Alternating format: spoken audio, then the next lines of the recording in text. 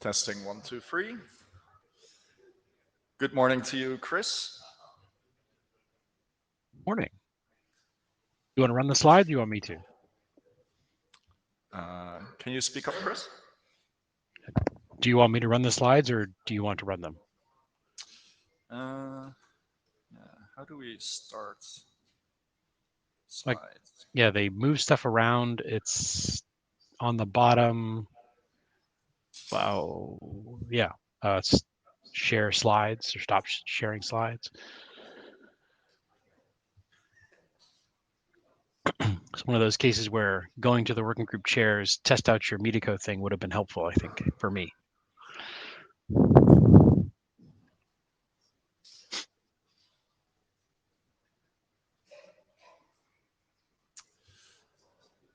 All right. See the last people entering the room. That's fantastic. Welcome to the GROW session at IETF118 Global Routing Operations Working Group. And today we gather in Prague, in Central Europe, according to Wikipedia. Note well, of specific importance is there is a code of conduct that applies to our IETF interactions with each other. In essence, to create interoperable software, the act or aspiration towards interoperability is social behavior. And while we're interacting with each other, it would be good to strive to be excellent towards each other.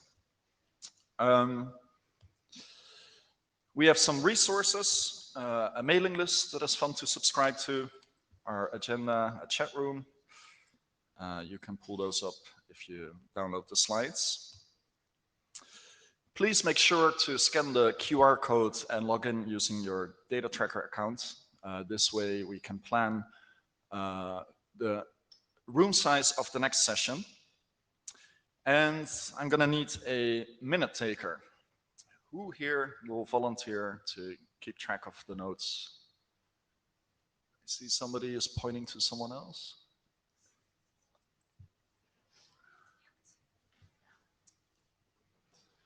Well, Warren, I'm afraid I have to appoint you.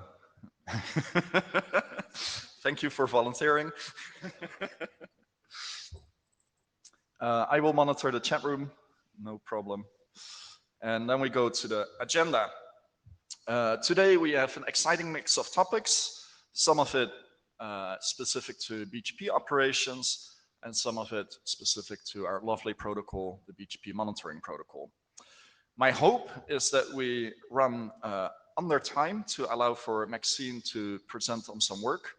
And next time, I will request a 90-minute slot instead of a 60-minute slot. So my apologies for this agenda being a little bit cramped.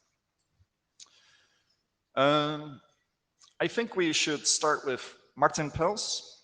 Is Martin virtually in the room?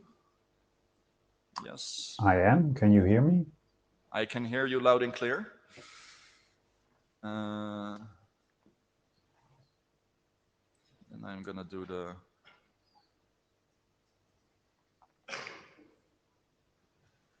slide sharing thing.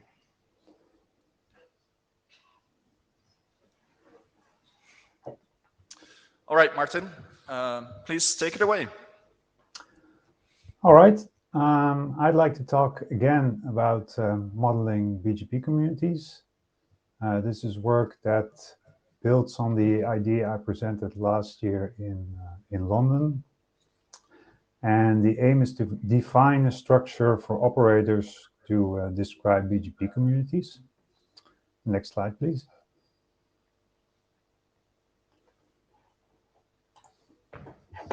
I guess I have to push that myself. Okay, thanks. So I'll start with a short recap of why this is useful. First of all, currently there is no structured way to publish BGP communities.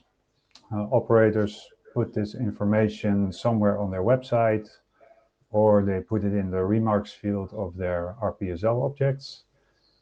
And this makes it really hard to find community definitions. and it's next to impossible to do any form of automation with them. Next slide, please. And that brings me to the second point, which is parsing communities. So parsing communities found in BGP routes and attaching some sort of meaning to them based on what's in them.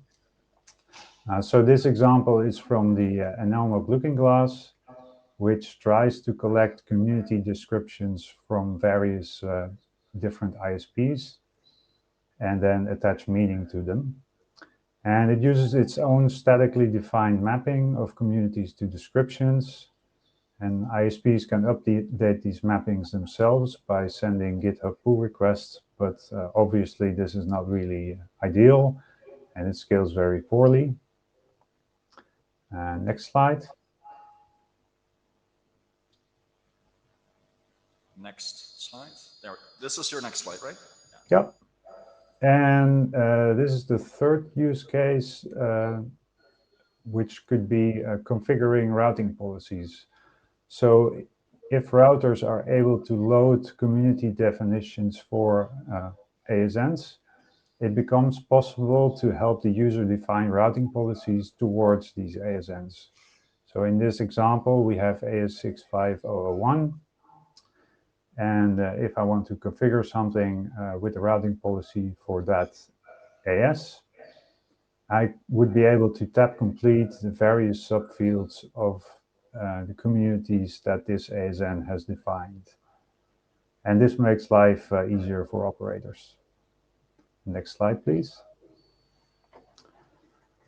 So to find out what is needed in the model, together with Jeff Haas, I looked at various things operators currently actually put in their communities.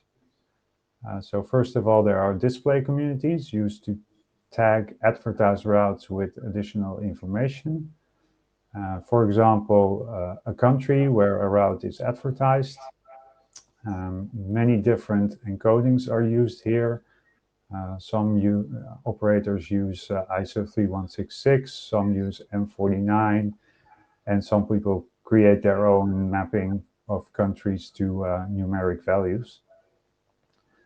Other examples of things that are encoded are peer ASNs and self-defined values like a city of origin, or if a route was received via peering or via transit, things like that. Next slide, please. Then there are action communities, which let customers influence routing decisions in a network. These sometimes use private ASNs in the global admin field. Another thing is that they may be statically defined, such as a black hole community, or they could contain customer-supplied values, such as a number of times a route should be prepended. Or they could contain ASNs, for example, to signal that a route should not be propagated to a particular ASN. Next slide, please. So in summary, communities are generally used by splitting the local parts into various subfields, and generally this is done on decimal digit boundaries. A model that we define for this should also support private ASNs because they are used for the action communities. And we would have to support some kind of patterns or wildcards for user-supplied values. Next slide, please. So the draft describes a Yang model for modeling communities. On the left, you see the first part is that's some generic fields like a serial number of the community definition, a publication URL, and contact information for the network that publishes the community definitions. And the second part is the actual definitions for regular, large, or extended communities that a network wants to describe. So here on the right, I'm showing the model for large communities. Each community has a name and an optional description.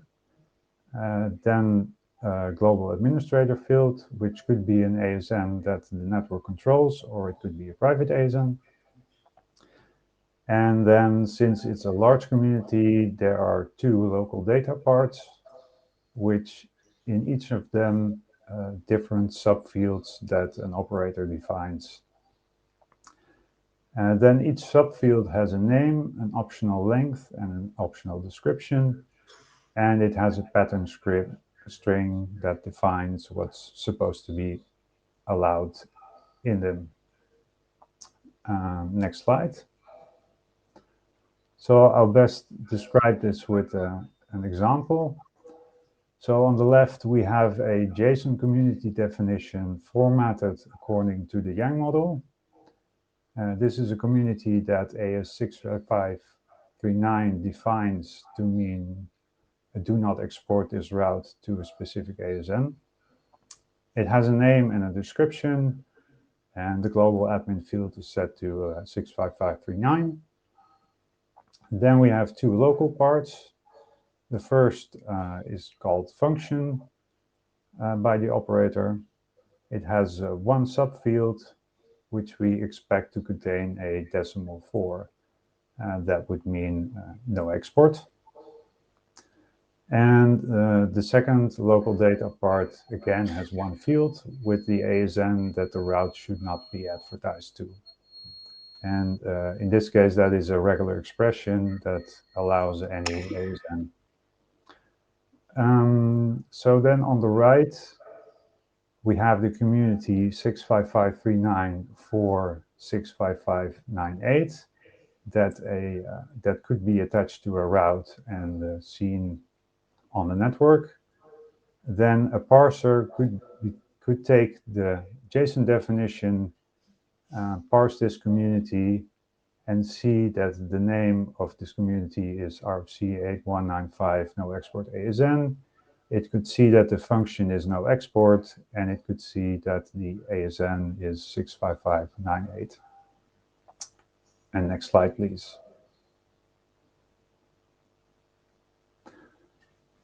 So for more examples and some code, please look at the draft. I've also created a GitHub repository with more examples and a small Python parser that can take a list of communities and derive their meaning based on JSON definitions according to the model. This morning, I've posted a link to the draft and the GitHub repository to the working group mailing list. And with that, I'm looking forward to receiving feedback. Thank you so much. Any questions, comments, concerns, suggestions, observations, poetry? Tomatoes. Jeff, you were first. Okay. Hi, Barton, it's Jeff Haas. You conveniently avoided one of our hard parts of the discussion about what's a token. You chose all the very nice, these things are integers, and skipped the bits. Why did you do that?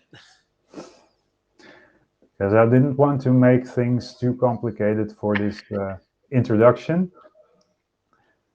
There are more details in the draft, such as indeed encoding things with bits instead of decimals. Okay, so I think it's worth raising to the room to just pull their attention to, pay more attention to this. One of the things that exist already is a set of collection communities that are aligned on bit boundaries, which don't nicely turn into easy ASCII. And this is one of the reasons why these things haven't been well deployed. I'm drawing everybody's attention to this for 2 reasons. Reason number 1, for this bit of work, it will be interesting to see if we can solve that. It's a challenge. And for reason number two, speaking as a vendor that would probably have to do something about this, and this is true for other vendors, we may eventually be pulled into the case where we provide something in the communities to let you talk about things on a per bit basis. We talked about this is the way we could do it, but we'll need broader support from multiple vendors to do so.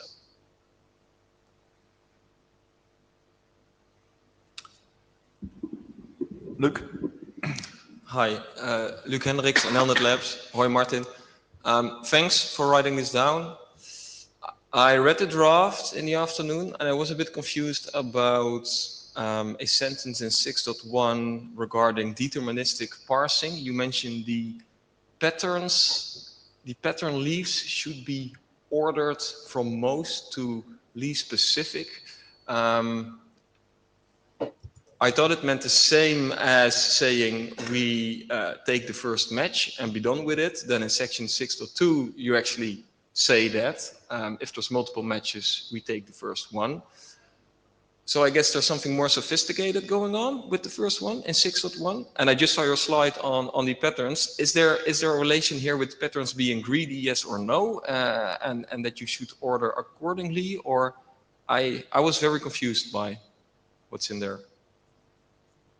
Okay, so it's actually supposed to mean exactly what you said. So if you have multiple definitions that match the same community, I think we should order them from most specific to least specific, so that if you find a most specific match, you take that, and if you don't find that, you go to the least specific match. So for example, if you have a pattern that matches on the value 4 and you have a pattern that matches on the value dot star, then if you find a 4, then you take that one, and if you don't find a 4, then you take the more generic one. Yeah, okay. So that means the first one that matches, we're done after finding the first match, right? Exactly. Yeah, okay. Yeah. Okay. There was a second small thing. I think you describe regular large extended communities, but not IPv6 specific extended communities. I'm not sure whether you want to do that, whether that's a omission. I'm not sure whether we talked about this actually, but it's not in there, I think. And I'm not sure it should be, but it's something to maybe think about. Yeah, it's something to think about. So currently, only ASN communities are in there for 16-bit ASNs and 32-bit ASNs. Okay. Thanks. All right.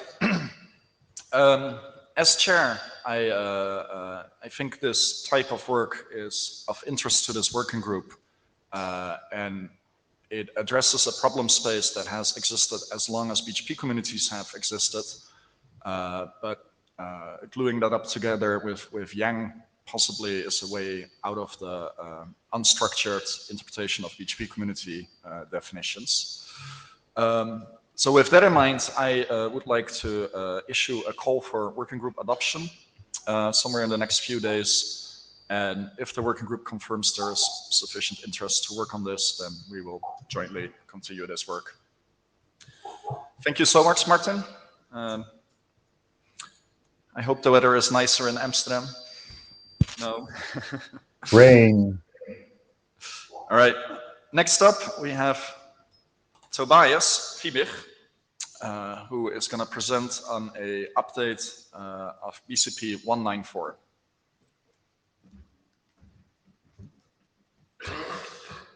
I don't think so.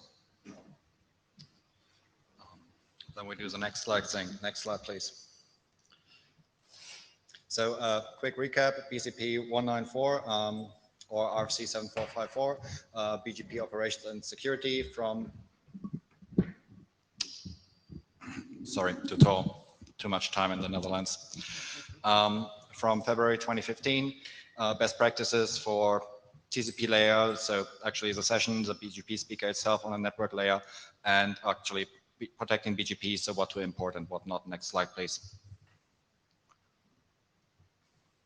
I personally took some offense in BCP 194 making some relatively authoritative statements about what you should do with IXP lands. I know a couple of IXP people, and I know that they prefer something involving torches and pitchforks if I start announcing their land prefix. And there's also been quite some development since 2015 in terms of attacks you can do with BGP and also in terms of defenses. ASPAR, RPKI has actually taken off, etc., etc. Next slide, please. The general sentiment was, well, somebody should maybe somehow do something about this, maybe. Next slide, please. And I thought, well, I have the time on my hands, I give it a shot. My current idea was edit from the original towards a version that contains everything that has happened so far. This current version, which I have uploaded, takes a very maximum approach. So it's basically many things with the objective of like, hey, this is like the ideal situation for maximum security, not yet caring about what is feasible, and let's work from there by cutting things down. And it also takes a wider perspective on security, so also talks about reliability, making things more robust. Next slide, please. So what issues did we see? In terms of terminology, BCP 194 uses some terminology with different meanings with the same actual words. So peer is sometimes used to describe a BGP neighbor, and sometimes it's used to describe a peer relationship within BGP, which is of course difficult. Also, there has been some developments in terms of terminology in RC 9234 and in the ASPA draft. Some things in the document could use a bit more exact or more concrete definitions, and actually the biggest criticism I received of my early stage changes was that there was like this definition of what a tier 1 is, and that would probably stir up some people. Well, that is actually something that was in BCP 194. Next slide, please. So what I did about that in the current version is unified terminology. So BGP neighbor instead of peer for things that are connected with whom we have a session, and peer only for the topological peers. Import the terminology from 9234 and the ASPA draft. Add more definitions when necessary and drop the reliance on the tier 1 definition. Next slide, please. There have been some new attacks since 2015. So there's this parse MTU prefix injection stuff, which, well, questionable real world applicability, but well, there's the stuff with blowing up the GRT by leveraging the aggregation of IPv6 prefixes. So next slide, please. The idea is basically to start discussing these additional attacks that have come up, and also something to later discuss is how this specific defense against this deaggregation attack should actually be implemented or recommended to be implemented. Next slide, please. There's this thing about the IXP lands. I had already mentioned that. The notion of announcing IXP lands is probably somewhat controversial. And there are also new use cases for IXPs. So in Berlin is operating an IXP, which is providing upstream to community projects, using the route server, actually like giving out full tables. There are some operators like Hurricane Electric who offer upstream via IXPs, which changes the threat model. And of course, your IETF is generally broken. Next slide, please. So there the idea is to clarify that only one entity decides whether an IXP prefix turns up in the GRT, which is the IXP. Remove the BGP example from the appendix of BCP 194 and noted and discussed the additional IXP LAN use cases, for example, upstream, and how that inflicts on next hop filtering. Next slide, please.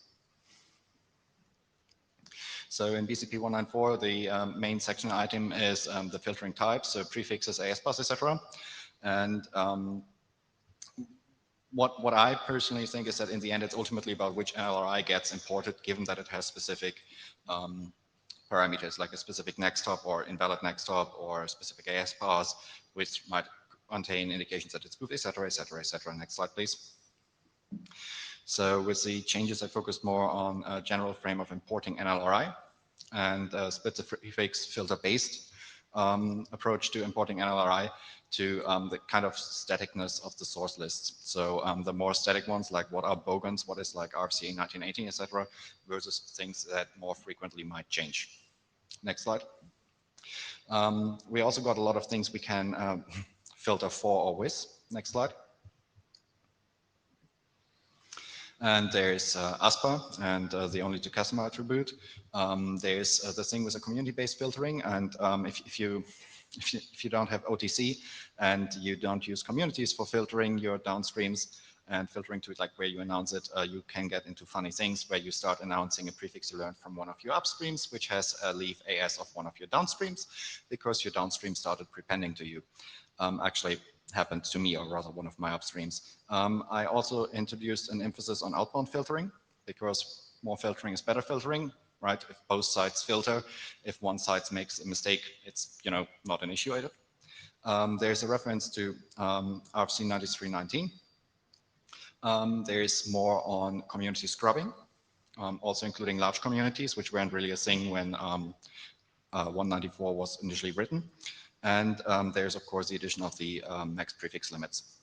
Next slide, please. In addition to that, I added a note on suggested shortest and longest prefix lengths, what you should accept. So you probably shouldn't accept a default route, but you should also not accept like /4s in IPv6. There's a note on AS parse max length filtering, as something colleague was dealing with their AS, which had a bit of equipment which didn't really go well with AS parse of over 64. And I'm also suggesting, and I realize that this might be a bridge too far, doing some basic filtering on IBGP. So if you make a mistake in one part of your AS, it doesn't propagate to the rest of the AS, right? Kind of making sure that things can burn down on their own. Next slide, please. Then there's a thing about rule generation and ordering. So BCP194 lacks a reflection on the algorithmic complexity of the rules you apply. And yes, that has bitten me. Simple example, if you add communities to an LRI you're sending to your upstreams, and you do that, you first do that to your full table, and then you filter it down, at least in many BGP implementations. And the idea would be that you first say, like, I only want to export this small set of prefixes, which is like my cone, which might be like 50 prefixes, and then you add communities to it. If you do that the other way around, you can you create a lot of unnecessary computation, which, depending on the capabilities of your routing device, might actually be a problem. If you have too much money and are tier 1 and buy from like the big ones, that's not an issue. But let's be honest, we probably all decommissioned the last 72 or 6 not that long ago. It also does not discuss the impact of like sequential processing in filter import. It's also something that bit me. So it's basically when you have a heavily loaded BGP speaker and you immediately apply the rules, or if you apply a full change set, it sequentially goes through those changes. So the problem I had was I had basically a rule 1, which denied a lot of prefixes. Then I had a couple of other rules. And what I wanted to do is move that rule 1 a little bit further down. Well, when applying the configuration, rule 1 was deleted. And the tool was happily going through all the other changes, waiting to arrive at whatever rule 10, where it would add in the reject rule again. But because of the control plane being heavily loaded, that took quite some time. In the meantime, I was leaking prefixes. Again, one of those things which should not happen if you hold it correctly, but let's be honest, the internet is not made from holding things correctly. And also the filter generation is not discussed in depth, and BCP194 still recommends IR tool, and I think we all went to BGP Q4. Next slide, please. So what was then actually done? I discussed the impact of order and filter computation time, pathways for generating filters, especially in resource-constrained environments. So, for example, only validating the prefixes you are sent and rejecting everything else, which of course needs more frequent filter updates, but might reduce computation. It also recommends the use of BGP4 instead of IRR tool. Next slide, please. So there's also the community scrubbing thing. So BCP194 lacks authoritative terminology on what you can do with harmful transitive attributes, because you should, of course, not scrub everything you don't like in terms of transitive attributes, but only specific ones that can, at that point, cause harm. Next slide, please. And there May made its way in. Next slide, please. So At the moment, there is a couple of to-do items, so there is some more unifying of terminology on the to-do list, especially moving more towards NLRI. There is the general question which I would like to discuss, whether it should be must or should. At the moment, it's from BCP 194 should. I personally have the opinion that if you write it as a must, it's a BCP that should be followed, where there could be reasons that are valid to not follow it, but to fully follow the BCP, you must do it. But that is, I think, a technicality. It might be good to have a point on having preparations in place to filter specific things, like attributes, like I think some major tier 1 recently got toppled over because Juniper routers choked on some BGP attribute, and like being prepared for such situations. It's about figuring out whether if you would want to proceed with such a draft, it should be an update or an obsolete. And there's a lot of nits in it. Next slide, please. So far I got several comments and there's already tickets for it. There's a note on honoring G-Shot on IXPs and also the use of local preferences on IXPs. Some people getting really frustrated when they try to drain a session, but people on the other side have just well, no respect for GSOT and relatively low local preference, and therefore just, you know, keep piping traffic even though you signal they shouldn't. There should be more emphasis on the individual judgment required for implementing a BCP. There's MED-based oscillation, which might also need a discussion. Community scrubbing should also include extended communities, and the attribute scrubbing also has to be extended. Next slide, please. Discussion points I see is IBGP filtering going too far? What is about the global max prefix limits? Is it too unreasonable or more about monitoring? What else is missing in this document? Should I must? And of course, in general, is the working group actually interested in this draft and would like to adopt it? Thank you. Thank you so much, Tobias. I am very pleased to see that someone decided something must be done and is stepping up to the task. I suspect there are multiple people in this room that are like, yeah, it's somewhere on my wish list to, you know, write the definitive guide on how to do proper BGP filtering in 2024, and we never got to it, but you did. I will allow a brief comment because I can recognize that it's perhaps appealing to go through each of these discussion items now, and we don't have time for that. So go ahead. Jeff Haas, and I do not have a giant list. I actually going to start this with, thank you for putting this into Git. I'm going to strongly suggest that the working group file issues for all the interesting things so they don't get lost. Thank you. And as a quick response, if you write me emails, I'm also filing issues so that the boundary is even lower, right? Right. Like we will keep the issues. Yep, we want to actually have the back and forth of the working group. So I'm going to throw in some things that are not in here. I have lots of stuff to say on list about the rest of it.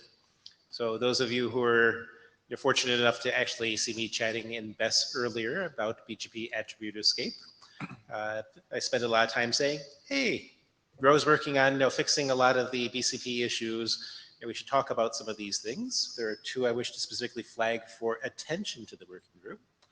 Number one, which is this document has historically been written for internet service providers. And as we, as many of you know and loathe, BGP is no longer used just for internet purposes, which means that you have opinions about what should be cleaned up from the messes from all these VPN protocols. I would suggest one of your document sections should be one part, how to scrub things that don't belong in the internet, and the second part, what should be the templates that all of these different BGP working group things should have in there as a operational consideration for cleaning up. Second thing that's interesting for me, dealing with attribute escape, and this is very short. Path attribute filtering is scary. This is a good place to discuss the problem. I suggest we add it to the queue as a discussion point. So next steps, I will issue a call for working group adoption in the next few days and to poll the working group's interest to jointly work on updating the BCP. And I would encourage the working group to either use the GitHub issues or email to the mailing list when they have specific recommendations or opinions on the many, many things this document is suggesting. Paulo, you are next up.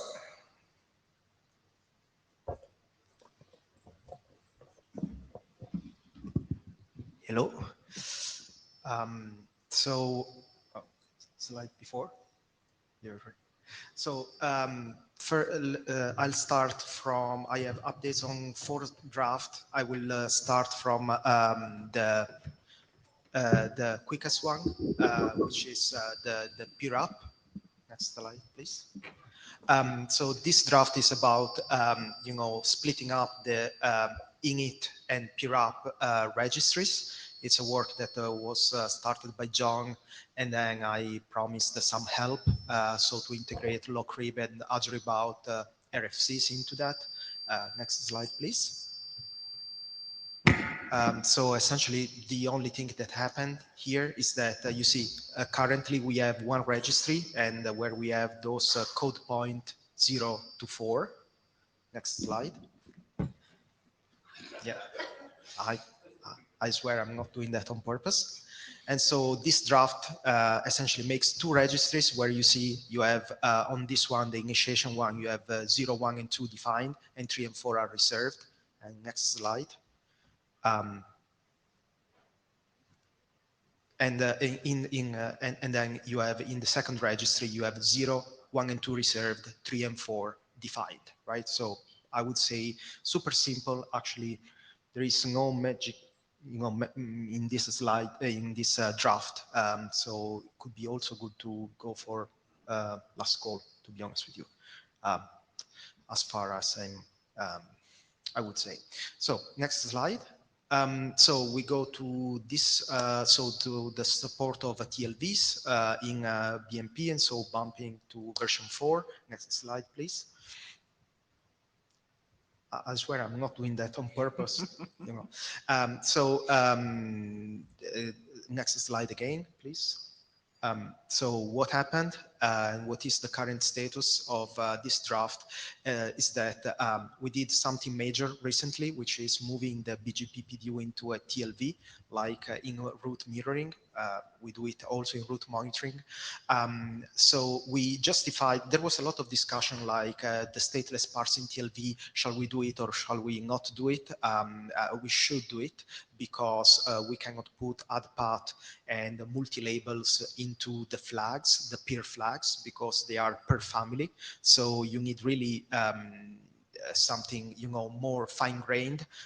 So you can just have a global flag like for 4 bytes ASN, right?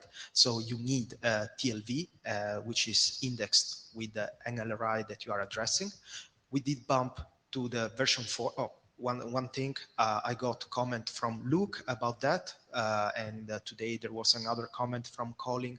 I didn't process that other comment, but the input from Luke was making a lot of sense. So instead of going 1 TLV per, let's say, capability, we should do 1, and we do, we assign bits, right?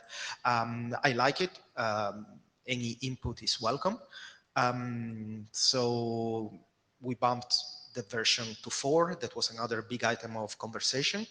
And finally, I think that, we are revision 13 of the draft, and there has been a lot of work, and also there has been quite some evolution from where the draft started. Then we took a few turns, I think for good. So now it's really time to pause for 1 second. I would say the major items of work, they are done. There are a few things to refine here and there. It's time to reflect, to pause 1 second, to implement it. And so that, we can see that everything sticks together before doing any last call. And speaking of that, next slide, please. Of making starting to see that everything makes sense. Something that Maxence did during this hackathon was to write the Wireshark dissector for BMP version 4. So for all the content of this slide of this draft, right? So we are already starting to march forward in that direction. So we should now apply that in an exporter, in a collector, and see that everything makes sense and things like that. So that's where we are at the moment with this draft. Next slide, please. We have the EBIT support for TLVs. Next slide, and next slide again. Yeah, yes. Super short, like, so what we, all the items, all the feedback was processed, I think. I don't know, maybe I have another bit from Luke as a feedback to this draft that I didn't process, but the major item was like whether we should have EBIT support also for stats types. I think in the last meeting we said like it makes sense to. I added that to the draft. I would say there is some feedback to process. There is not much things going on. Like I would say this draft is finished, but this of course depends on the previous draft, on the TLV draft. So I would not ask for a last call for this one until we last call the other one. So this probably now goes a little bit in pause mode. Next slide. Yes, I anticipated. So yeah, you can please. Yeah, next slide. Yes. So let's go a little bit more now to the meat, to the last draft. So root event, the REL draft, root event logging.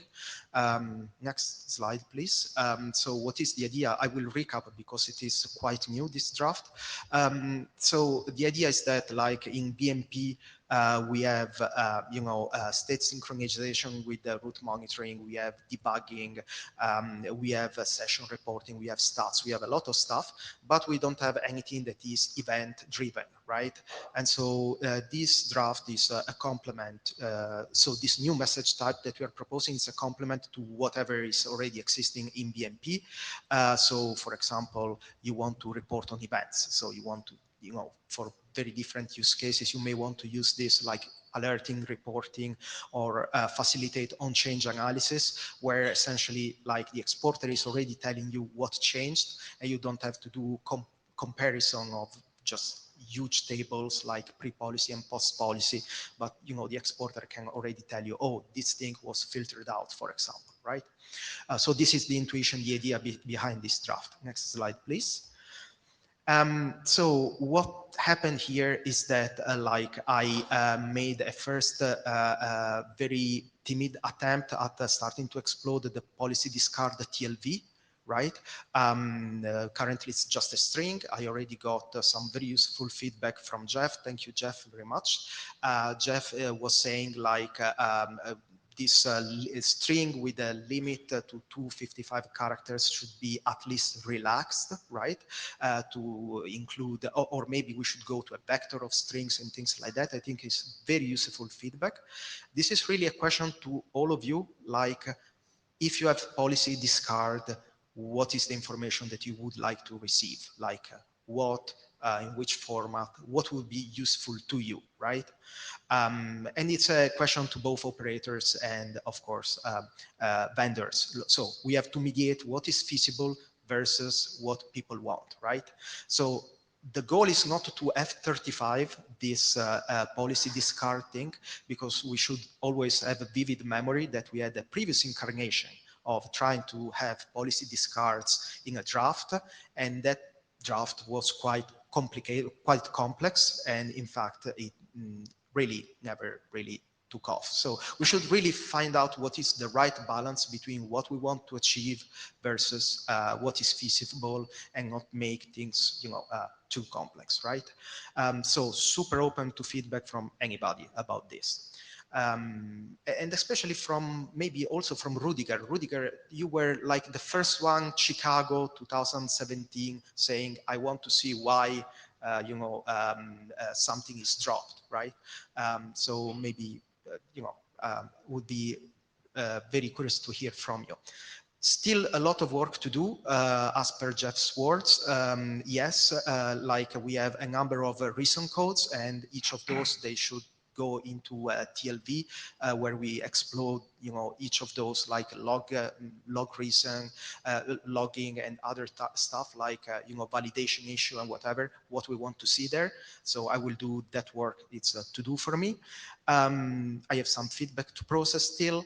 And working group adoption call is ongoing. It finishes in 2 days. If you are interested in this draft, please, at the end of this session, go there and support the adoption. Thank you.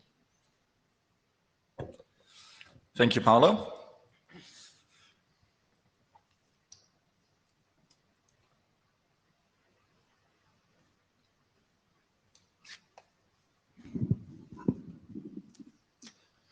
Luc Hendricks and Elnet Labs. Paolo, thanks for doing all of these. On indexed TLVs, what do we do for a PDU which contains both conventional NLRI and MP-REACH NLRI? So if we have a BGP update with conventional V4 unicast NLRI at the end, but also whatever AVI-SAVI in the attributes, how does the indexing work? Which is the first one? Is it the conventional? Like, what is one? Like 0 is for all of them, but that's a mixed bag of AVI-SAVIs then, right? What is the first one? Is it the first one from the conventional part, or is it the first one from the attribute? It's very good to specify that.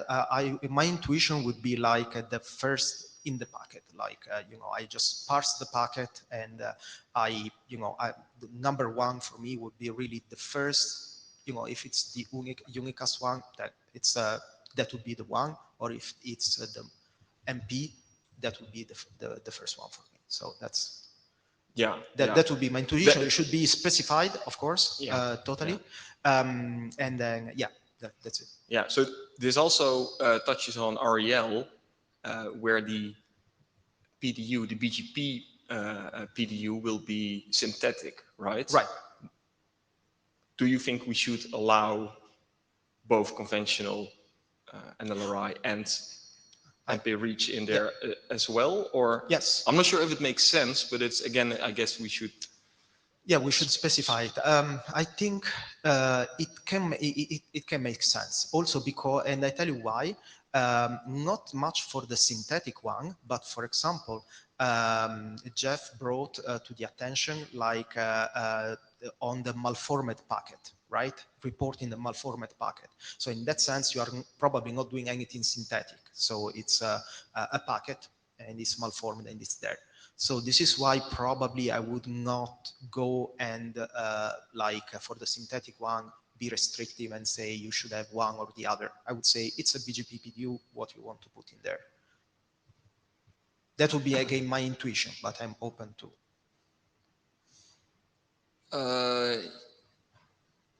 Yes, I'm not sure if that's the same thing, right? You're talking about we observed an invalid thing and we put it in in the REL message with a reason code invalid. Right. But I don't think indexing has anything to do for those cases, right? Oh yeah, in the REL there is indexing as well. Yeah. Okay. Yeah. Also in that case, for the policy discard one, I can see this happening. Yeah. Small last question, if I may. Tiny question. Okay. For these reason codes, so for example, for policy discard or for malformed packets, we set the bits in the reason code, right? That's one TLV. Yeah. If one of these bits is set, I assume I can expect another TLV, for example, with the BGP PDU that is invalid. I think we should define how strongly that assumption is. And I guess we should be flexible because there's so many implementations around and that information might not be available in all implementations at that point, but I guess we should. I agree. That was already on my radar. You're totally right. Good. Okay. Thank you. Yeah. Thank you. Paolo? Thank you. And of course, I would encourage the two gentlemen to further explore this topic in the hallway session. Next up, Jeffrey Haas, BMP, BGP, RIP statistics. That's a lot of acronyms. Yes, and this next episode of the BMP working group, I am not Paulo. I am instead Mukul. So we're going to be talking about adding some additional statistics into BMP. This is ideally a boring conversation with exactly one interesting note of, we haven't added a lot of new statistics, and conveniently, John Scudder finished some work recently to make them first come, first serve, so people could just ask for whatever they want to, but we want to standardize some of these things. So what does that cadence look like? Next slide, please. So just as I just said, BMP allows you to get statistics in there, and this is a nice telemetry stream for things that are right alongside the rest of your data. And they're not as exciting feature as a lot of the other things that like Paulo is adding into BMP, but they're very helpful. So the question is, what do we add for things? And minimally, Mukul has some useful cases where we want to throw in some things that are not packet counters. We haven't received this update. We haven't received this prefix. We haven't received this X or Y. We're actually tracking live status of things on the router, and those in SNMP terms are called gauges. So motivation here, a lot of these things, like I said, are cheap to implement. They're cheap to stream alongside. How many pieces of infrastructure do you want in your network asking the same damn questions about what the status of things are? Well, if you have it in BMP, let's throw it in there too. Next slide. So the proposal's boring, but oddly enough, not already present. We don't have rib in and rib out gauges. We have counters. We know what we've received in things, but what's the per affy saffy that I've actually received? It's like we want to have these things be 64 bits, and the stuff that we want is going to be per affy saffy. Next slide. What do we want? Well, things that are boring, like number of routes that are currently rejected but are still in your rib. This goes back to the policy cases of what has actually been rejected and why. What are the current number of routes that we've accepted by policy? How many of these things are active? The number of things that are been dampened by route flap damping or other damping procedures in your router. And if you're in the middle of graceful restart, maybe how many of these things are marked stale. And you go one step further, if you support long-lived graceful restart, keeping track of those things, especially, people that remember the controversy when long-lived graceful restart was proposed. Well, these things can be stale for days, so this can be a scary thing. Next slide. Rib out, less interesting than rib in. We just basically want to know, how many things that have been rejected, on an outbound policy basis. Because maybe you have a whole bunch of routes. I have most of 1 million routes worth of internet. I've advertised 10 of these things. Something's probably not what you're expecting it to be. So these are things that are all showing up in your favorite router show commands. Let's stick them in BMP. Next slide, which I think actually there is no next slide. So like I said, we add counters. What we're asking to be done is to adopt this as a bit of working group, although the real conversation here is we could, as Juniper, just go out and say, we want a bunch of first come, first serves and just start shipping this stuff. But ideally for this type of thing, we want to actually get review. So part of this process is also to give the chairs a chance to say, for things that are useful, how do we not only let the developers move fast, but also make sure that we don't have 10 different companies doing 10 different counters for exactly the same thing. That will drive the operators crazy. And I have enough operators wanting to kill me already. Thank you very much. Thank you, Jeff. I noted as to-do item to initiate call for working group adoption. One tiny question for you. I kind of assume that we want to avoid a router that emits a PDU, a BMP PDU for every route that it receives. Right. So is there some kind of sliding window or recommendation on how often to emit these counters? So 7854, I don't think has any specific advice about this sort of thing, but pretty much every implementation I'm familiar with will spit out a counter set on a regular cadence, like once a minute, once every 30 seconds. I can go grab the source code to figure out what we actually do. Sort of the relevant point, and this is sort of back to the streaming telemetry analogy. If you're getting this via, say, GNMI or something like that, you can get a completely on change, which doesn't make sense. You could do it on a periodic polling basis, but protocols that are out there asking questions over and over again on its demand rather than the capacity and availability of the router to do its actual job, forwarding packets, is a little bit harder. So things that push on a regular cadence for regular questions are an easy thing. Now, clearly, we don't want to put in megs worth of stuff every 30 seconds, but a lot of these counters are actually a lot smaller than that. Thank you. All right. I am super happy to report that we managed to get through all 60 minutes worth of presentations in 55 minutes. And that means Maxine and Pierre and Paulo are lucky because we still have time for the last presentation. So please come to the stage. You have roughly 5 minutes. And I think this is your first time presenting in GROW. Yeah, exactly. So welcome, welcome. Happy to have you here.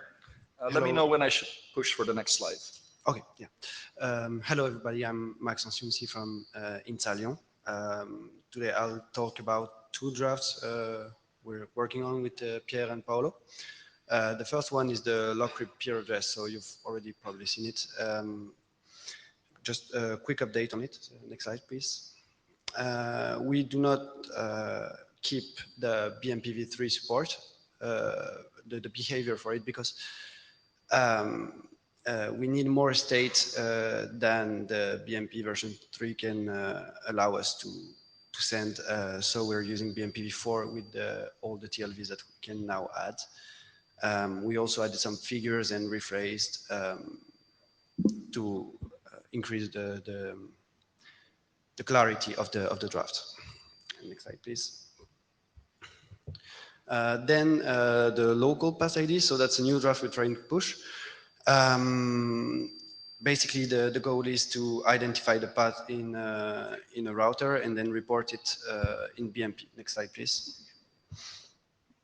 So first, I'm going to explain quickly the issue we're trying to address, and then the solution, which is the local pass ID, and how we're going to export it in BMP. Next slide, please. Basically, so the issue is that our collection has to rely on the use of network modeling to identify the path, which is an issue because sometimes it can be a bit sketchy. You can have some ambiguity, and this is a problem when you're trying to do some correct collection. So the idea is that now we're going to put an ID on the path so that we do not have to rely anymore on the network modeling to identify the path in between the RIPs, for example. Next slide, please. So this ID is called the local pass ID.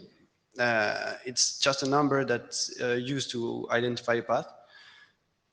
It should be unique on the router and not only, for example, in BGP, but across all network protocol daemons if possible. We want it to be an opaque number so that the collection doesn't have to understand how it was generated, but more we define the properties that you need to guarantee when you're implementing it. Those properties are mainly, it needs to be unique on a per NLRI basis so that we keep the value small. It needs to be unique on a router and it needs to be preserved in between the VRFs and the RIBs and everything like this. We do not specify how you should implement this and how you should compute or determine this local pass ID on your router, but we give recommendations because if you want it to be global on a router, you don't want to you want to avoid inter-process communication between the different daemons, for example, the OSPF and the BGP and everything. So the idea is that we have a path discriminator. It's a subpart of the local pass ID, and one process is its goal is to keep it unique for a path of an LRI. And then to that you prepend the process ID so that now this path discriminator is unique for this process, is unique for the whole router, thanks to the process ID. Next slide, please. We then want to export this path ID to the collection. So we're using the BMPv4 TLVs. It will be carried in the route monitoring messages. So that's why you see the index here. This index should only target a single NLRI, so no global zero value and no group TLV. We also want some input from you guys about the TLV length. That's a tricky question. We don't know if it should be a static length, and then what's the value, like how 32 bits, 16, depends probably on the use case. So maybe we could go with the dynamic length so that every implementation can determine the length it wants for this local path ID. And then on the collection side, we just like compare it byte per byte. So yeah, that's it. Next slide, please. And yeah, thanks for listening. If you have any questions. Thank you so much. As working group participant, I have a small suggestion related to your second last slide. You ask whether it should be 16 bits or 32 or larger. I think aligning it with RFC 7911, the add path RFC, which stipulates a path identifier of 4 octets or 32 bits, might be useful. And then as a side effect, you can use commonly available functions like arc4random to very quickly pull identifiers out of your hat. Okay. So maybe. Okay, yeah, but Jeff, it's your turn. Oh yes, Jeff. So I am not a fan of this proposal. I understand completely why you want this. I'm going to give you an analogy. Maybe if I haven't read your draft, maybe it's already in there. This is like a UUID. It's a unique thing that you can use on the router that theoretically can tell you, what the instance is. The reason why I'm not a fan of it, completely aside of how big you make the magic space to actually uniquely identify these things, is you're effectively asking the router to try to track, potentially on a long-term history with changes, a magic number tied per route. To have the uniqueness properties that are necessary to get this done, you have to keep a bit of magic with each one of these routes that allows you to preserve that uniqueness, and you also have to maintain some sort of collection that allows you to see if a number has been either used or have a scheme that allows to make sure that you don't have reuse. If you're not actually making use of the number yourself, aside from just storing it, it's less computationally expensive, but this becomes a challenging thing for implementations of the track, especially if you're on a box with tight constraints. So certainly this is an optional feature. So maybe other people can decide they want to do this, but I think you're going to find implementers are less happy about this than you may think. Okay.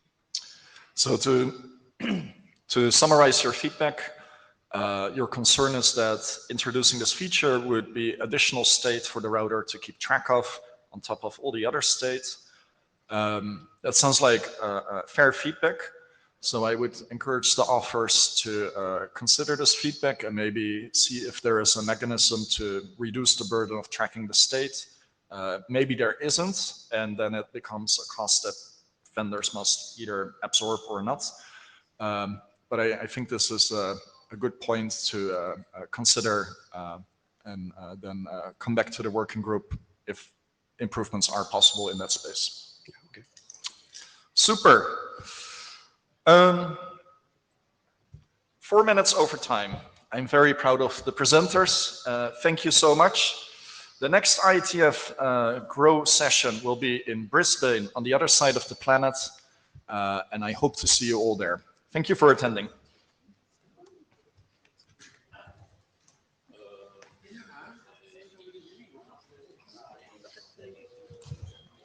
I copied and pasted notes. I tried to track actions. So this is ready. I think that for